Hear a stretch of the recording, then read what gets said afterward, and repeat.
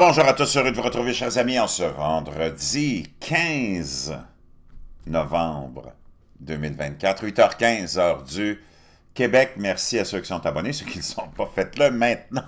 Merci à ceux, vous allez comprendre que je suis fou. Merci à ceux qui m'envoient des liens et des messages, toujours pertinents, intelligents et très appréciés. Merci à ceux qui vont commenter la vidéo, la partager, gênez-vous pas, et surtout écraser le petit pouce en l'air, chers amis.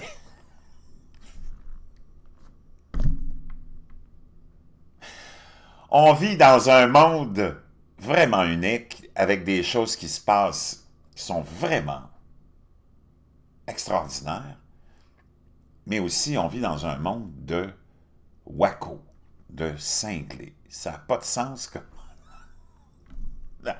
Comment, surtout avec l'avènement de Donald Trump dans l'univers politique depuis 2015, plus précisément, quand il s'est lancé en descendant du fameux escalier roulant de la Trump Tower avec Mélanie à ses côtés pour annoncer qu'il se lançait dans la course aux primaires républicaines en 2015,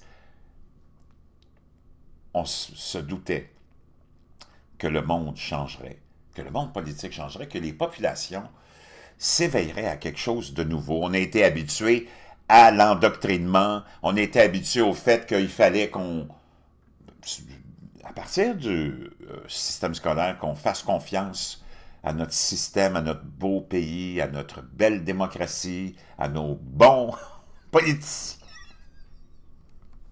à nos bons médias, à notre notre bonne communauté artistique, hein, tous ces gens qui vivent dans la décadence, la dépravation, dans la corruption, à nos dépens, étaient pour nous, étaient avec nous. Et toute la folie qui s'en est suivie, ça a été tout un choc quand Donald Trump a été élu. En 2016, moi je l'avais déjà prédit, pour ceux qui me suivent depuis longtemps, j'étais un grand défenseur de Donald Trump quand il s'est présenté en 2015-2016. Je n'ai pas toujours été d'accord avec toute sa personnalité, toutes ses actions, toutes ses politiques, mais sur l'ensemble de son mouvement, oui. Parce que c'était de réveiller les populations, pas seulement la population américaine, mais avec, comme on dit dans le langage maintenant, hein, dans le langage guerrier, les dommages collatéraux sont innombrables, parce que ça a débordé des États-Unis et les populations commençaient à se réveiller au fait qu'on était encore prisonniers de l'emprise de l'élite via les médias et le complexe médiatique. On était coincés et prisonniers de ça. Un des pires moments, probablement, de l'Occident a été la présidence de Barack Obama, montée de toutes pièces par l'élite. Une présidence, d'abord, Barack Obama étant le cousin au 9e degré de George W. Bush. Beaucoup de gens ne savent pas ça, mais c'est pas une conspiration, c'est quand même vrai. Je fais juste un petit résumé, on va revenir un peu là-dessus parce que c'est important de se remettre ça en mémoire parce que ça explique beaucoup de choses. On va aller voir ça. Donc, Barack Obama, hein, il y a beaucoup de gens qui disent « De quoi tu parles? » Obama...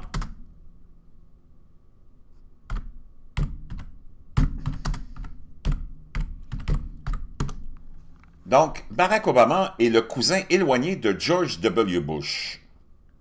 Ils sont cousins au 10e degré, liés par Samuel Hinckley de Cape Cod, décédé en 1682. Tu as même Brad Pitt et les Cheney aussi, qui descendent de ce fameux Sam Hinckley. Le cousin de Cheney, Obama, est aussi le 11e cousin de Bush et le 9e cousin de l'acteur Brad Pitt. Ça, c'est CBS.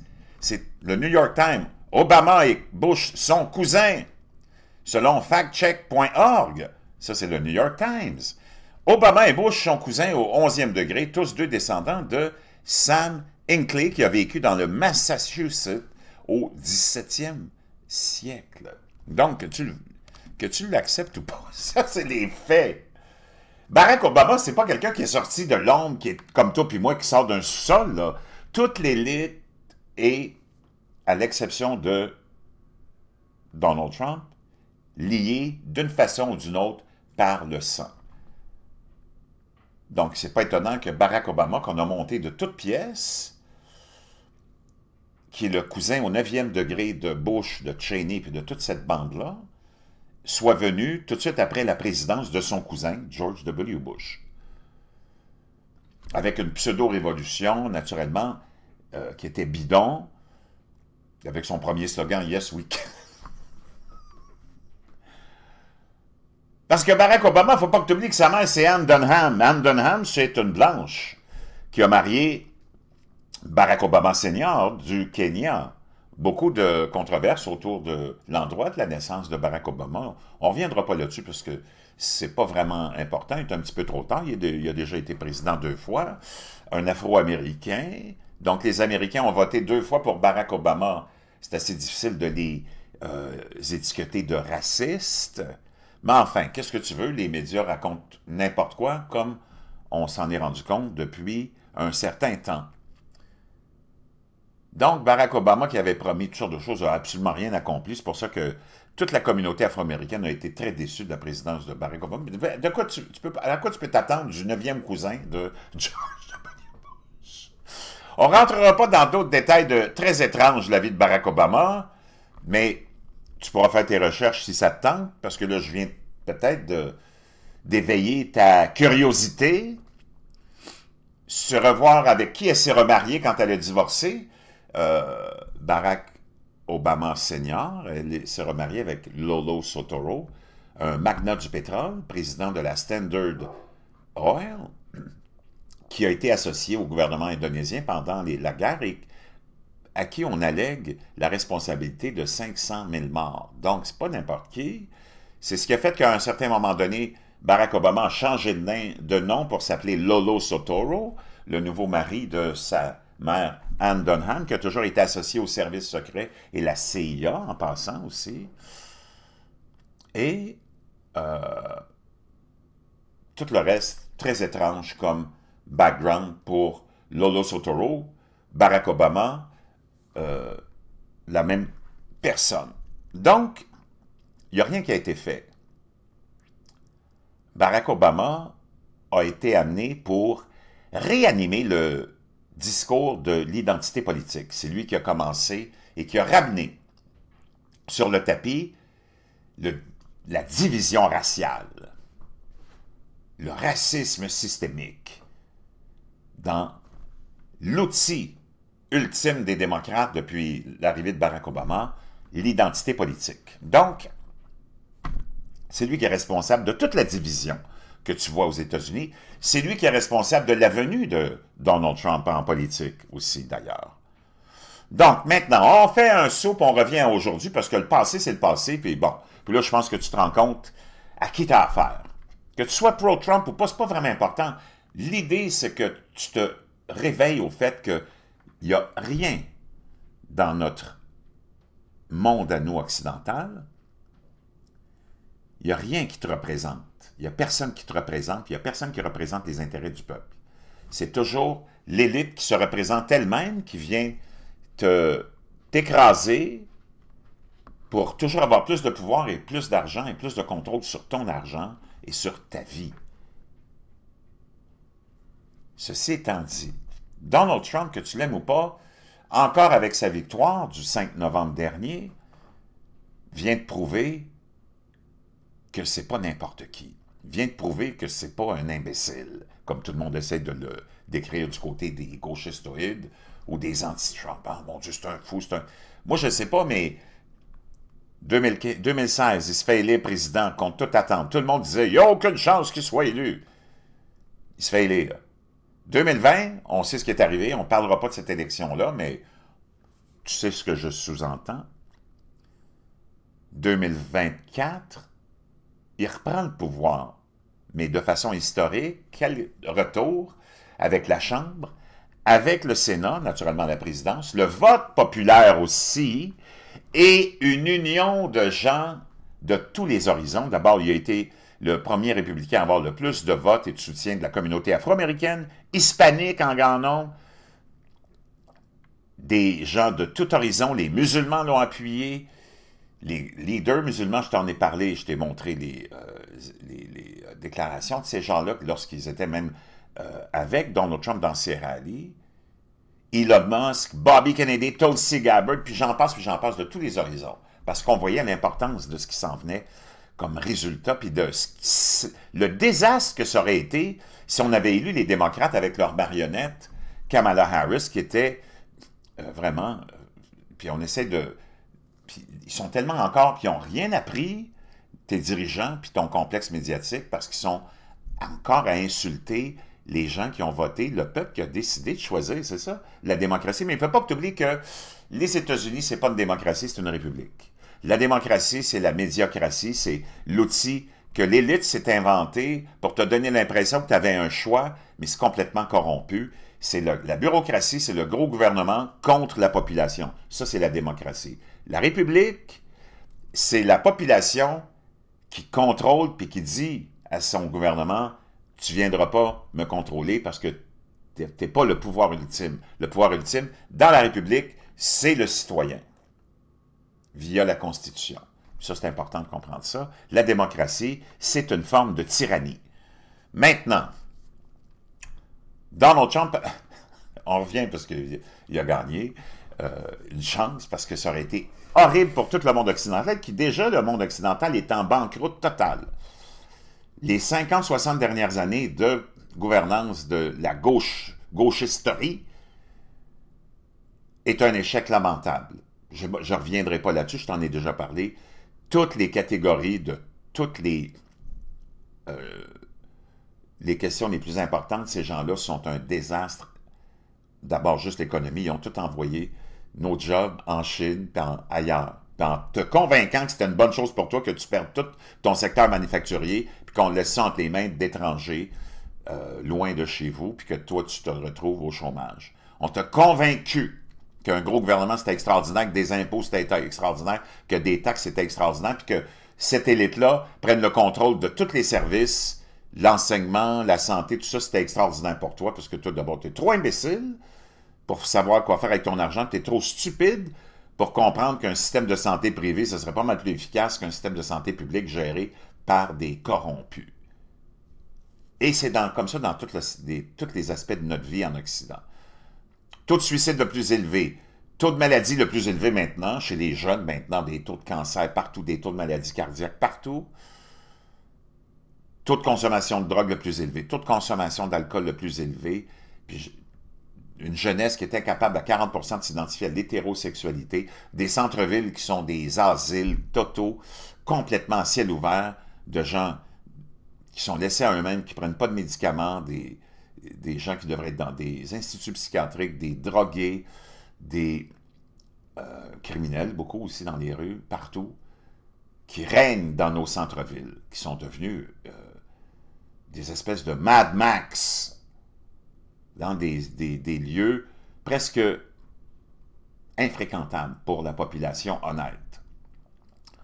Maintenant, Donald Trump vient de nommer Bobby Kennedy. Ça, c'est de ça dont je voulais te parler dans cette petite publication-là. Bobby Kennedy, à la tête du ministère de la Santé. Pourquoi je riais? C'est parce que lui, Joe Biden, c'est pas Joe Biden, mais l'administration démoniaque de la gauchisterie globaliste, mondialiste, sataniste, avait nommé Rachel Levine, que tu vois ici, au département de la Santé. Je ne sais pas si tu as vu l'allure, puis contre Bobby Kennedy, ici. On va aller écouter Donald Trump qui comprenait l'importance de l'appui de Bobby Kennedy et de ce qu'il lui a donné comme mandat. Robert F. Kennedy cares more about human beings and health and the environment than anybody. I'm going to let him... Il dit, Bobby Kennedy est plus préoccupé par la santé des humains, par l'environnement que n'importe qui au monde. Il dit, je vais le laisser wild. Je vais le laisser comme wild, ça veut dire, wow, fais qu'est-ce que tu veux, mon Go wild on health. Je vais le laisser aller complètement wild sur la santé. I'm gonna let him go wild on the food. Je vais le laisser wild. Fais qu'est-ce que tu veux. Ouais, c'est parce que complètement libre, mais il n'y a pas de terme. J'aime tellement le langage, l'anglais pour ces images wild. I'm going to let him go wild on medicine. Je vais le laisser wild sur la médecine. Oh my God, it's terrified everybody. But will RFK really be able to make America healthy again, given the bureaucratic behemoth? Mais à cause de la bureaucratie, est-ce qu'il va être capable de... C'est énorme, la bureaucratie, là, d'accomplir ce qu'il veut accomplir? Espérons-le pour tout le monde. He's going to preside over at HHS. And it's one of the largest departments in the government. Hey, imagine-toi, 3 000 milliards de dollars le budget de la santé. With a budget of over $3 trillion, obviously, as Medicare, Medicaid, that's 22% or so of the entire C'est 22% du budget total américain. U.S. federal budget. And the department has 14 sub-agencies. Hey, ils ont 14 sous-agences, tu les vois ici, c'est complètement hallucinant. Toute de la bureaucratie qui fait absolument rien pour la santé des Américains. Agencies, then also, of course, the CDC, the NIH, the FDA. RFK Jr. has promised to clear out entire departments. Il a fait la promesse de nettoyer tout le département. For reasons like this. Pour des raisons comme celle-ci. We have 1,000 ingredients in our foods that are Il y a 1000 ingrédients dans notre nourriture illegal qui sont illégales en Europe, in Italy and other countries in Europe. en Italie et dans plusieurs autres pays européens. And the reason for that is corruption. Et la raison pour ça, c'est la corruption. At the food industry, Dans la FDA, dans l'industrie alimentaire, in the agriculture, big dans la Big Farm, pas Big Pharma, mais Big Farm, la grosse agriculture, le gros complexe alimentaire et agricole. agricultural producers control FDA. Eux autres, ils contrôlent la Food and Drug Administration, ceux qui s'occupent de supposément la santé. And so they're not worried about public health. Ils sont pas inquiets. Eux autres, ils se préoccupent pas de la santé publique. They're worried about advancing the mercantile interests Ils sont préoccupés par l'avancement du profit, l'avancement mercantile de l'alimentation of those corporations. et de toutes ces grosses corporations. Well, there are a lot of people out there who don't really want to wade into the substantive issues that he's raising. Il y a beaucoup de gens qui veulent pas parler des questions que Bobby Kennedy So I'd soulève. expect nothing but smears. Mais Laura Ingraham qui dit « Je m'attends à rien d'autre que du salissage sur Bobby Kennedy Leading up to his confirmation hearing. ». The former president Ici, on voit Hakim, qui est qui va être peut-être même le représentant des démocrates en 2028. Un autre wacko! promised America Donc, chers amis, c'est complètement hallucinant de voir le complet meltdown de l'élite qui contrôle tout. best. With respect to Robert F. Kennedy Jr. and others, is this America's very best to Est-ce que c'est vraiment ça qui est dans le meilleur intérêt des Américains? Oui. safeguard the health and well-being La santé et le bien-être des Américains? Oui. of the American people? Of course it's not. Lui, il dit, ben non, c'est pas ça, c'est nous autres, les bureaucrates, l'élite qui doit contrôler tout ça pour garder les Américains malades et continuer à enrichir les compagnies d'assurance et le système d'alimentation et de médication aux États-Unis. It's completely and totally unqualified. We need Il est complètement non qualifié, mais Rachel Levine, cet homme trans, et lui, t'as vu, je pense qu'il a peut-être 75% de overweight, au-dessus de son poids. Ça, c'est quand Biden l'a nommé à la même position que Bobby Kennedy vient d'être nommé. Oh, ça, c'était quelque chose de... C'était une bonne décision pour la santé des Américains. D'ailleurs, qui n'a rien accompli. need serious folks with a serious background. Avec un sérieux background, c'est vrai. Rachel Levine a un sérieux background. And serious expertise. Et c'est vrai, elle est vraiment, surtout de sa propre expérience personnelle, tu peux le voir, vraiment toute une expertise sur la santé et la santé mentale aussi, en étant elle-même une trans. Robert F. Kennedy Jr. is, of course, none of the above. Oh, c'est sûr que Robert Kennedy, ici, que tu vois, qui a été un grand défenseur de l'environnement, qui a gagné des causes contre Monsanto, contre plein de gros joueurs de l'industrie du produit chimique et de l'agriculture, celui qui a défendu la veuve et l'orphelin, celui qui est très en santé et qui s'entraîne énormément. C'est sûr que lui, il n'a pas d'expertise sur la santé, mais Rachel Levine, oh, beaucoup d'expertise sur la santé, surtout la santé mentale. He's the future Democratic leader, by the way. 2028, Hakeem Jeffries. Joining us now, Hakeem Dr. Mark Jeffries. Siegel, Fox News medical contributor and NYU Langone professor of medicine, and Dr. Peter McCullough, internist and cardiologist extraordinaire. Dr. Siegel, let's start with you. Okay, so we have this crisis in our food supply in this country. Donc, elle dit, on a cette crise dans notre chaîne d'approvisionnement alimentaire. That's going to be a major focus of RFK's. Ça va être un de ses plus gros objectifs, de nettoyer cette corruption à Bobby Kennedy. In the United States, we have 42, almost 43%. Aux États-Unis, il y a presque 43% de la population qui est calculée et qui est identifiée comme obèse. Of adults now qualifying as obese. So what reforms do you expect from him? Maybe about school lunches or other Qu'est-ce que vous attendez comme réforme de Bobby Kennedy, peut-être dans les lunchs à l'école federally subsidized et foods? tout le reste de la chaîne alimentaire? Can you expect to maybe try to reverse some of this obesity epidemic? Qu'est-ce qu'il peut faire pour renverser cette épidémie d'obésité? I think he's starting in the right place, Laura, because the F in FDA is supposed to be food, right? But we have a sick care system, not a health. Il dit on a un système de maladie et non pas un système de santé, le Dr. Siegel nous dit. Healthcare system, and by the time you get to those medicines you take, or you're seeing me for obesity or for high blood pressure or sleep apnea or diabetes, it's because you were loaded up with those ultra-processed foods. Il dit, quand vous venez me voir, parce que lui c'est un médecin, Siegel, il dit, quand vous venez me voir pour des problèmes d'apnée du soleil, d'obésité, de diabète ou de quoi que ce soit, c'est parce que vous avez été empoisonné par la nourriture que vous mangez. 73% of all the food on our supermarket shelves ultra-processed. Donc, 75% de toute la nourriture sur nos étagères sont des aliments qui sont ultra modifiés. Salt, sugar, Sel, sucre, sirop de high maïs, fructose corn syrup, chemicals that are unregulated des produits chimiques qui sont même pas réglementés. by the FDA. And by the way, one of your favorite things, the FDA is working from home. They're not Et en plus, tous les employés de la Food and Drug Administration travaillent de la maison.